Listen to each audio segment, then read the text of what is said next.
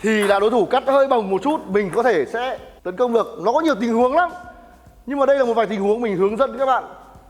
Nhưng dao lỏng các bạn phải dao chìm nha, dao bổng là ăn flick nọ kia lại là vấn đề khác. Lại này,